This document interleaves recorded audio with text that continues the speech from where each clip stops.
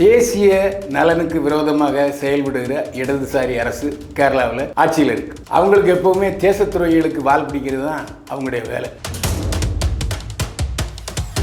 அரசாங்க நிகழ்ச்சியிலேயே ஒரு குற்றம் சாட்டப்படுகிற கஞ்சா பொறுக்கியான பொம்பளை பொறுக்கியான ஹரிதாஸ் என்ற வேடனை அழைக்கிறாங்க. கள்ள படகுல வந்து இங்கே வந்திருக்காரு, இங்கே வந்தால் விடமாட்டாங்க, இதனால எஸ்கேப் ஆகி கேரளாவுக்கு போயிட்டார். ஒரு டீசன்சின்னு ஒன்று இருக்கு. நம்ம சட்டை போடுறோம், பேண்ட் போடுறோம், வீட்டுக்குள்ளே நீ எப்படி வேணா இருந்துக்கலாம், லுங்கியை கட்டிட்டு இருந்துக்கலாம். ஒரு ஆள் வர்றாருன்னு நம்ம லுங்கியிலேருந்து லுங்கியோட ஒரு சட்டையும் மேலே போட்டுட்டு தானே வந்து வாங்குகிறோம். அது ஒரு நாகரிகம். அதனால் மேடையில் வந்து சட்டை இல்லாமல் திறந்த மாறுபாடு பாடுவது எந்த நாகரிகம்? மம்முட்டி என்கிறவர் தன்னை இஸ்லாமியராக அடையாளம் காட்டிக்கொண்டு இந்துக்களுக்கு விரோதமாக பாடுகிற பாடகரை ஆதரிக்கிறார். இந்து மதத்து மேலே கை வச்சான், இப்போ கிறிஸ்துவ மதத்து மேலே கையை வச்சுக்கிறான். நீ உனக்கு தேவை பாட்டு, நீ பாட்டுக்கு அந்த கானா பாட்டு பாடிக்கிட்டு காசை வாங்கிட்டு ஓடி போயிட்டு இருப்பியா? நீ இந்துக்களுக்கு எதிராகவும் கிறிஸ்தவ மதத்துக்கு எதிராகவும் பாடி அவர்களை தூண்டி விடுவதற்கு காரணம் என்ன? பாரஞ்சித்து எந்த நோக்கத்தில் உள்ள வந்தாரோ ஆரம்பத்தில் அவருடைய படங்கள்லாம் வெற்றி பெற்றன. இப்போது பாரஞ்சித்து தயாரிப்பாளருக்கு எந்த ஒப்பந்தம் செய்வதற்கு எந்த தயாரிப்பாளரும் தயாராக இல்லை.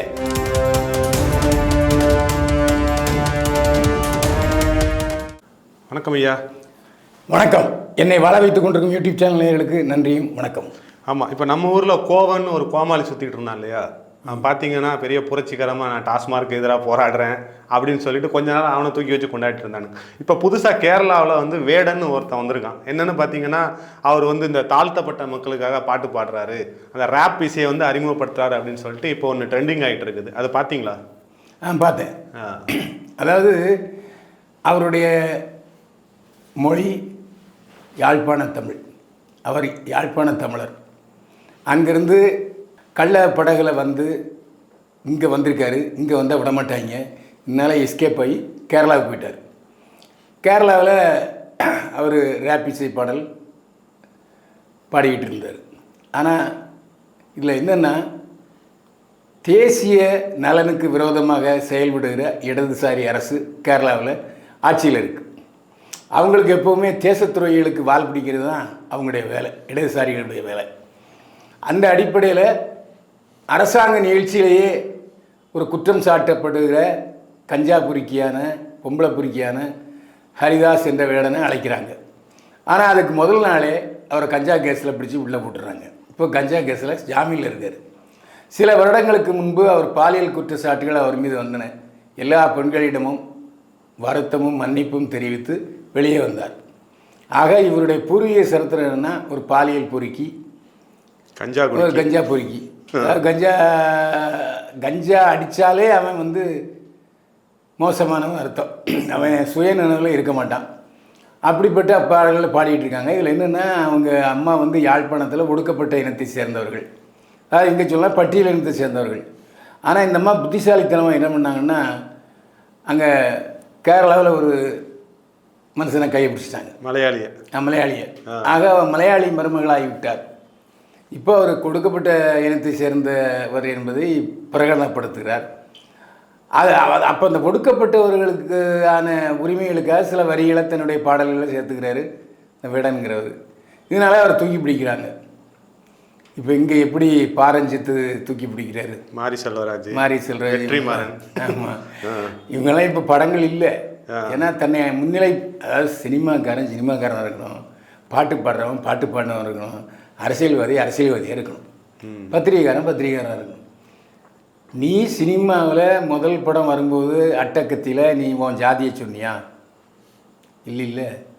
இங்கே இன்னொரு கேள்வி என்னென்னா, ஒடுக்கப்பட்டவனுக்காக கதை எடுக்கிறங்கிற பேரில் இவங்களுக்கு தயாரிப்பாளர் நடிகர்லாம் யாருன்னு பார்த்தீங்கன்னா அது ஆண்ட ஜாதி ஆட்கள் தான்.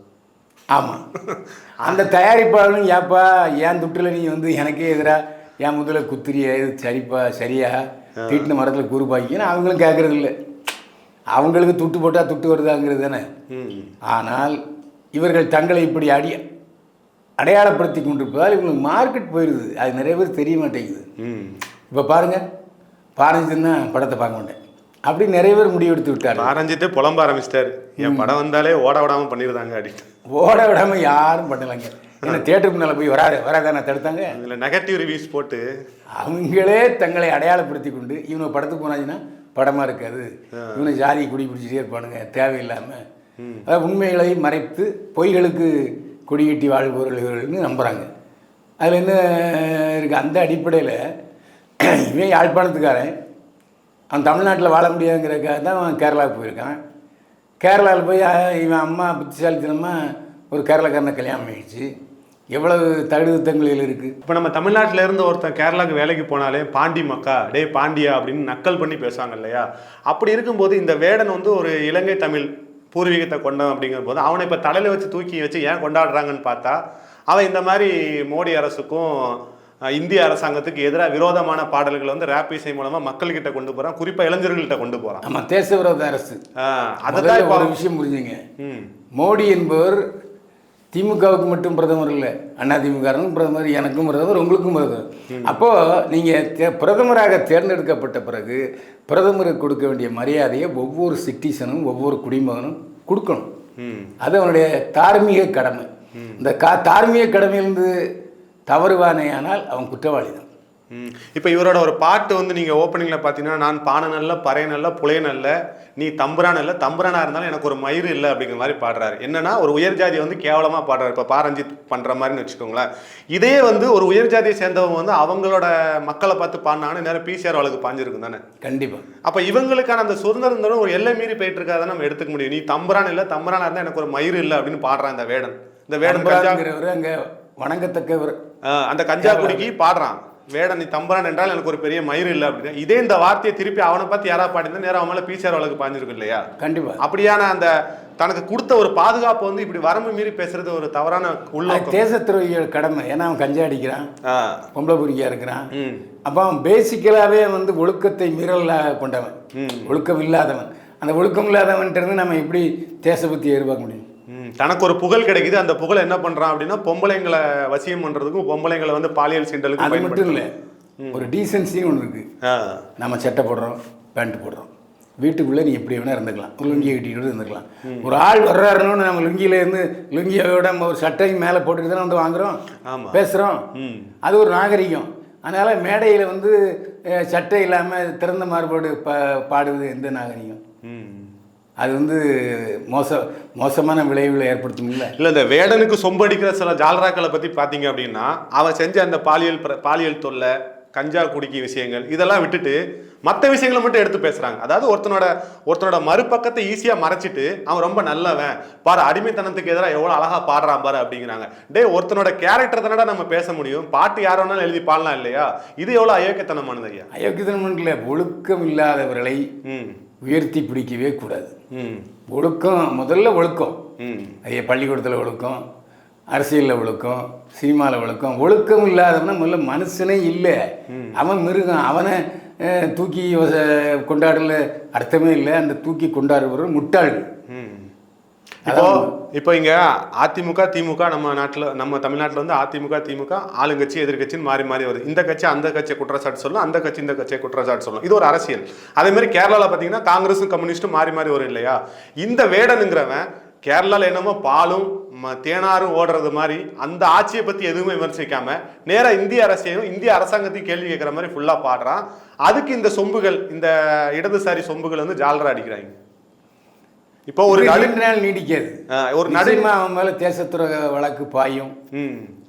அவன் வந்து குண்டாஸ் ஆக்ட்லேயோ இல்லாட்டி தேசத்துறை வழக்குலையோ உள்ளே போவான். இல்லை ஏற்கனவே கஞ்சா வச்சிருந்த கேஸில் தான் இப்போ ஜாமீனில் வெளில வந்திருக்கான் இல்லையா? ஆமாம். அப்படிங்கிற பட்சத்தில் அந்த கஞ்சா வழக்கே போட்டது கேரளா அரசு, கம்யூனிஸ்ட் அரசு. அது மோடி அரசோ இல்லை பிஜேபி அரசாங்கமோ இல்லை திமுக அரசாங்கமோ அதிமுக அரசாங்கமோ இல்லை. அப்படி இருக்கும்போது இந்த கஞ்சா கேஸில் உள்ளே போனதுக்கு கூட சங்கிங்க தான் காரணம் அப்படின்ட்டுங்கிற மாதிரி ஒரு பேச்சை கிளப்பி விட்றானுங்க. அதாவது நாளைக்கு அந்த வேடங்கிறவன் சட்டை இல்லாமல் டான்ஸ் ஆடுறது கூட பாஜக தூண்டுதல்னு சொல்லுவாங்க. சொல்கிறவன் சொன்னால் கேட்குறவனுக்கு மதியம் எங்கே போச்சு, நம்ம ஊரில் சொல்லுவாங்கல்ல. அவன் சொல்கிறவன் சொல்லிட்டு தான் கிடப்பான், அதுக்கு என்ன செய்ய முடியும்? இப்போ ஒரு காலத்தில் ஒடுக்குமுறை எல்லா இந்தியாவில் மட்டும் கிடையாது, எங்கே ஆதிக்க வல்லரசுகள் எந்தெந்த நாட்டில் இருக்குதோ அந்த பாதிக்கப்பட்ட மக்களுக்கு ஒடுக்குமுறைகள் இருந்துதான் இருக்கு இல்லையா? அதை ஏன் குறிப்பிட்ட இந்து மதத்துக்கு எதிராக மட்டும் இவனுங்க இந்த ஒடுக்குமுறையை பற்றி மட்டும் பேசுகிறானுங்க?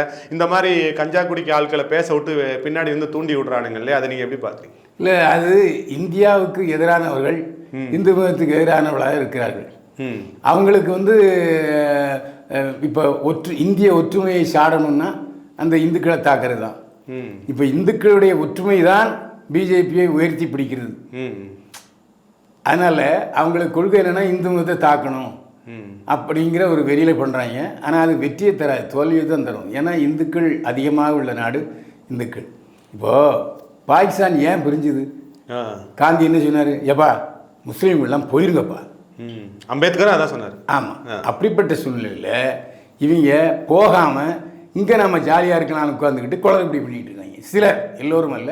அப்துல் கலாம் ஆமாம், ஒரு சில இஸ்லாமியர்கள் இங்கே இந்தியாவுக்கு விரோதமாகவும் இந்துக்களுக்கு விரோதமாக செயல்பட்டு இருக்காங்க.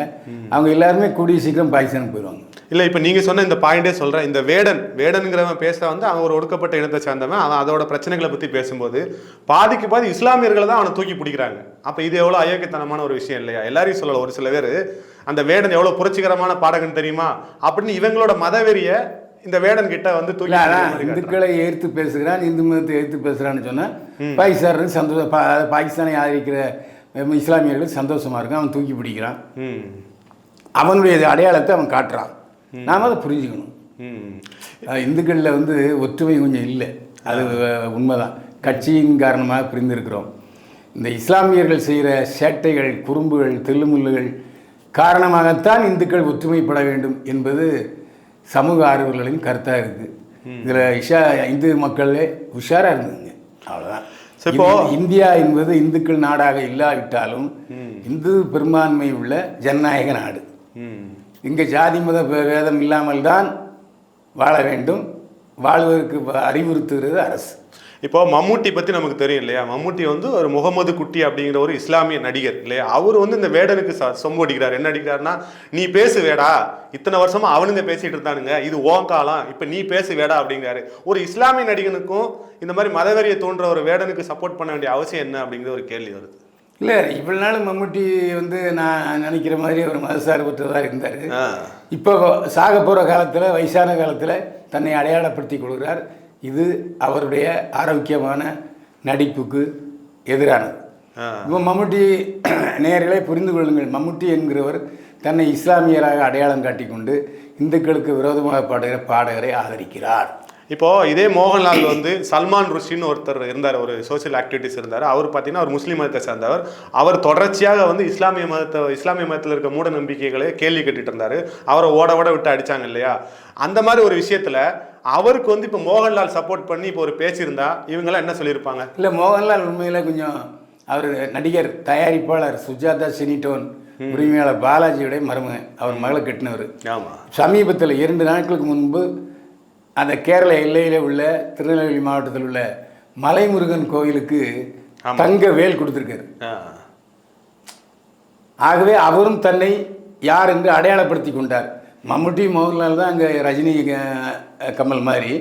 இந்த சூழ்நிலையில் மம்முட்டி தன்னை அடையாளப்படுத்திக்கிட்டுன்னா சரி, நம்மளும் இனிமே வந்து சும்மா இருக்கக்கூடாது என்று சொல்லி அவர் தன்னை அடையாளம் காட்டிக்கொண்டார். இல்லை சார், ஒரு நடிகன் கோயிலுக்கு போகிறதோ, மசூதிக்கு போகிறதோ, சர்ச்சுக்கு போகிறதோ இங்கே பிரச்சனை கிடையாது. அவர்கள் வழிபாடு சார்ந்தது இல்லையா? இந்த மாதிரி வேடனுங்கிற ஒரு கஞ்சா குடிக்கோ இல்லை பொம்பளை பொறுக்கியோ வந்து ஒரு மதத்தை குறிப்பிட்டு தாக்கி பேசும்போது அதுக்கு மம்முட்டி சப்போர்ட் பண்ணுறதுனா அவரோட மதவெறியை காட்டுறதா தோணும். இல்லை, அது கண்டனத்துக்குரியது. மம்முட்டி வந்து தன்னுடைய பொய் முகத்தை காட்டியிருக்கிறார். இதுவரைக்கும் நிஜ முகமாக இருந்தார். இப்போ முகமுடியை கிழிச்சிட்டு தன்னுடைய பொய் முகத்தை காட்டியிருக்காரு. இது அவருக்கு நல்லதல்ல. இப்போ இந்த வேடனுங்கிறவன் பார்த்தீங்கன்னா ஒரு ஸ்டேஜில் ஒரு ரேப் இசை குழுமம் நடத்துகிற ஒரு ஸ்டேஜில் போயிட்டு பாலஸ்தீன கொடியை தூக்கி இஸ்ரேலுக்கு எதிராக காட்டுறாரு. நீ ஒரு ரேப் சிங்கர், ஓகேவா? அங்கே நடக்கிறது ஒரு தீவிரவாத அமைப்புக்கும் ஒரு இராணுவத்துக்கு நடக்கிற போர். அதில் நீ எதுக்கு பாலஸ்தீனத்துக்கு கொடியை தூக்கி அங்கே உள்ள தீவிரவாதிகளுக்கு ஆதரவு காட்டுற? இதை கிறிஸ்தவர்கள் உணர்ந்து கொள்ள வேண்டும்.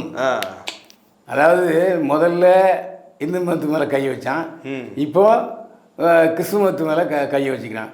நீ உனக்கு தேவை பாட்டு, நீ பாட்டுக்கு அந்த கானா பாட்டு பாடிக்கிட்டு காசை வாங்கிட்டு ஓடி போயிட்டு இருப்பியா?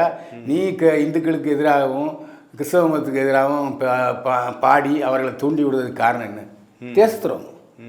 இப்போ நாட்டில் மதவெறியை தூண்டிவிட்டு மதக்கலவரத்தை தூண்டுவதற்கு இந்த வேடன் என்பவர் காணா பாடல்கள் மூலம் உதவுகிறாருங்கிறத என் மூலம் தெரிகிறது. இல்லை, அதுக்கு தான் சமூக ஆர்வலர் என்ன சொல்கிறாங்கன்னா, இவனோட பின்புலத்தை விசாரிக்கணும், என்னன்னா ஒரு ரேப் சிங்கர் பாட்டு பாடுறது வேற விஷயம். இந்த மாதிரி இந்திய தேசத்துக்கு எதிராக இளைஞர்களை தூண்டி விடுறாரு. நீ என்ன வேணா பண்ணிட்டு போ, பிரச்சனை இல்லை. கேரளத்தில் இருக்கிற இளைஞர்களை அது ஒரு இன்டைரக்ட் அசைன்மெண்ட் ப்ராபகண்டா மாதிரி பேசுற அப்படிங்கிறத இப்போ குற்றச்சாட்டு வரும்போது இல்லை, நிச்சயமாக இவரை போலீஸ் காவல் எடுத்து இவருடைய பின்னணி என்ன என்பதை விசாரிக்க வேண்டும் என்பதுதான் நம்முடைய சேனல் நோக்கம், உங்கள் நோக்கம், நமது நோக்கம். இல்லை, இந்த மாதிரி ஆட்களை ஏன் தூக்கி பிடிக்கிறாங்கன்னு உங்களுக்கு ஏன் தோணுது சார்? இல்லை, தேச துரோகிகள் இன்றைக்கும் இந்தியாவில் இருக்கிறாங்க. அதனுடைய வெளிப்பாடு தான் இது. ஏன்னா இந்தியாவில் பல்வேறு மதங்கள், பல்வேறு மொழிகள் இருக்கின்றன. என்ன, வேற்றுமையில் ஒற்றுமை காண்கிற நாடு இந்தியா. இந்த சூழ்நிலை எப்படியாவது இந்தியாவுடைய ஜனநாயகத்தையும் சுதந்திரத்தையும் கெடுக்கணும், இந்தியா ஏன் ஒற்றுமையாக இருக்குது அப்படின்னு சிலர் கங்கணம் கட்டி கொண்டிருக்கிறார்கள். அவர்களை நாம் அடையாளம் கண்டு அவர்களை விரட்டி அடிப்போம். இன்னைக்கு எவ்வளவோ சலுகைகள், எவ்வளவோ உரிமைகள் ஒடுக்கப்பட்டவர்களுக்கு இருந்தாலும் பிற மக்களுக்கு இருந்தாலும் சரி சட்டத்தின் மூலமே கொடுக்குறாங்க இல்லையா சார்? இன்னைக்கு வந்து இளையராஜாவை எடுத்துக்கிட்டாலும் சரி, ராகவா லாரன்ஸை எடுத்துக்கிட்டாலும் சரி, அவங்களும் ஒரு தாழ்த்தப்பட்ட சமூகத்தை சேர்ந்ததான். அவங்க எந்த இடத்துலையுமே நாங்கள் ஒடுக்கப்பட்டோம், நாங்கள் வந்து நசுக்கப்பட்டோம், பிசுக்கப்பட்டோன்னு சொன்னதே கிடையாது. தங்களோட சொந்த திறமை மூலமாக இன்னைக்கு இவ்வளோ பெரிய ஒசரத்தில் வந்து நிற்கிறாங்க. அப்படிங்கிற பட்சத்தில் இந்த வேடன், மாரி செல்வராஜ், பாரஞ்சித் மாதிரியான ஆட்கள் ஏன் சார் இந்த சமூக ஒற்றையை குலைக்கிற மாதிரி பேசிகிட்டு இருக்காங்க? அவங்க தன்னுடைய சினிமா புகழை மதக்கலவரத்துக்கு ஆதரவாக தூண்டி விடுகிறார்கள். செடுபடாது. இப்போது பாரஞ்சித் எந்த நோக்கத்தில் உள்ளே வந்தாரோ ஆரம்பத்தில் அவருடைய படங்கள்லாம் வெற்றி பெற்றன. இப்போது பாரஞ்சித் தயாரிப்பாளருக்கு எந்த ஒப்பந்தம் செய்வதற்கு எந்த தயாரிப்பாளரும் தயாராக இல்லை. இந்த மாதிரி எண்ணம் கொண்ட இயக்குநர்கள் இப்போது ஆதரவு இல்லாமல் மார்க்கெட் இழந்து ஒதுங்கி இருக்கிறார்கள், ஒதுக்கப்பட்டிருக்கிறார்கள். இந்த வேடன் மாதிரி நாட்கள் வந்து இந்த சீசன் பறவை, வேடாந்தங்களுக்கு வரும் தெரியுமா சீசன் பறவை, அந்த மாதிரி ஒரு காலகட்டத்தில் வந்துட்டு அதுக்கப்புறம் மறைஞ்சு போயிடும் அப்படிங்கிற மாதிரி தோணுதா? இல்லை ஒரு பெரிய புரட்சிகளாக வந்து இந்தியாவே புரட்டி போட்டு? அதெல்லாம் ஒன்றும் நடக்காது. இது நாம அது கொடுக்குறது அதிகமான பப்ளிசிட்டிங்கிறதா எனக்கு தோணுது. தமிழ்நாட்டில் உள்ள யாருக்கும் இல்லை, கடந்த சில நாட்கள் இந்த இடதுசாரிகள் ஜால்தாங்க யூடியூப்ல பேசப்படுகிற பொருளாக இருக்கலாம். இப்போ இந்த இந்துக்கள் என்ன பண்ணுவாங்கன்னா, இந்த வேடன் யாரு என்னங்கிறது அவங்களுக்கு தெரிய வைப்பாங்க, பக்கத்தில் உள்ளவங்கள சொல்லுவாங்க.